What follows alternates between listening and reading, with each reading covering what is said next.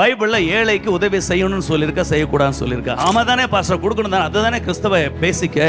எந்த ஏழைக்கு உதவி செய்யணும்? ஏழைக்கு உதவி செய்ய வேண்டுமானால் அவ கர்த்தருடைய நாமத்திலே மட்டுமே பண்ணணும். இவன் ரொம்ப ஏழ்மையான ஒரு குடும்பத்திலிருந்து, ரொம்ப பஞ்சத்திலிருந்து, துணியெல்லாம் கிழிஞ்சு இருக்கிறான் வைத்துக் கொள்வோமே. அப்படி இருக்கிறான்னா ஏன் அப்படி இருக்கிறான்? பணம் இல்ல. ஏன் பணம் இல்ல? அப்பா வேலைக்கு போல, இல்ல குடிகாரரா இருக்கலாம், ஏதோ ஒரு பிரச்சனை இருக்கு, அதனாலே பிள்ளைய கவனிக்கல. ஏன் அந்த பிரச்சனை? இதுக்கு பின்னால ஒரு ஆவி, ஒரு குடிகார ஆவி, விபச்சாரத்தின் ஆவி, குடும்பத்தை பிரித்த ஆவி, பணத்தை நஷ்டப்படுத்தின ஆவி. சோ இவன் ஒரு ஆவியினாலே பாதிக்கப்பட்டிருக்கிறான். இப்ப நான் கிறிஸ்துவுக்குள்ள இருக்கிறேன், நானும் கஷ்டம்தான், ஆனாலும் ஆண்டவர் நடத்துற அப்படின்னு சொல்லி நான் என்ன பார்த்து, தம்பி நீ படிக்கலையா, நீ சாப்பிடலையா, உனக்கு நோய் இருக்கா, சரி நான் உனக்கு உதவி செய்யறேன் அப்படி என்று சொல்லி ஒரு 500 ரூபாய் எடுத்து இவனை கொடுத்து இவனை நான் ஸ்கூல்ல சேர்க்கவோ, இவனை படிக்க வைக்கவோ, ஹாஸ்பிட்டலோ ஏதோ பண்றேன். நல்லவன் தானே, நான் கிறிஸ்தவன் தானே, அப்படித்தானே கற்றுக் கொடுக்கப்பட்டிருக்கிறோம். நான் என்ன மிஸ் பண்ணிட்டேன்? இவனுக்குள்ள இருக்கிற ஆவியை மாற்றி கிறிஸ்துவின் ஆவியை இவனுக்குள்ள புகுத்த மறந்துட்டேன். சும்மா பேருக்கு இயேசுவை நம்பு, சர்ச்சுக்கு வா அப்படினு போயிடுறோம். நம்ம நினைக்கிறது அது பெரிய ஊழியம். இவன் போய் தாத்தா கிட்ட சொல்றான், அம்மா தாயே நான் உனக்கு மொட்டை போட்டுறேன், ஒருத்தன் வந்தா நல்ல மனுஷன்,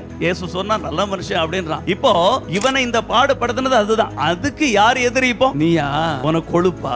நான் இவனை கொன்னு இவன் ஆத்மாவை தூக்கிட்டு போலான்னு எங்க அப்பாவெல்லாம் முடிச்சுட்டு இவனை சுத்தி வந்தா நீ வந்து இவனை ஹெல்ப் பண்றியா? அப்போ இப்ப நான் என்ன பண்ணேன்? தேவையில்லாத வம்ப அது என் பின்னால வருது. ஏன் இதை சொல்றேன் தெரியுமா? 28 வருஷம் ஊழி அனுபவத்துல குடும்பங்களோடு நெருங்கி பழகி இது மாதிரி உதவி செய்த நாசமான குடும்பங்களை நிறைய பார்த்து அவங்களே கர்த்தருடைய வல்லமையினால விடுதலை ஆக்கி இருக்கிறேன். முதல்ல என்ன பண்ணோம்?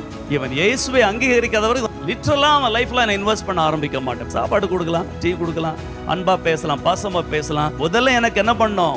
இருதயம் திறக்கதான் தான் முக்கியம். அவனை சர்ச்சை கொண்டு வந்து இவனுக்குள்ள இருக்க போராட்டத்தை டீல் பண்றதுக்கு ஒரு ஆள் ஆண்டவர் வச்சிருக்கிறார் சபையில். அங்க டீல் பண்ணணும், அந்த அசுத்தாவியை துரத்தணும், சாபத்திலிருந்து விடுதலை ஆகணும், இயேசுவை அங்கீகரிக்கணும். இப்போ இவன் நம்முடைய பிரதர், இப்போ யூத ஜாதி ஆயிட்டான், ஆபிரகாமின் பிள்ளையாய் மாறிட்டான். ஹல்லேலூயா. இப்போ இவனுக்கு உதவி செய்யும் போது பரலோகம் சந்தோஷப்படுது. ஆமென். இதுதான் ஏழை என்று வேதத்தில் சொல்லப்படுகிறது.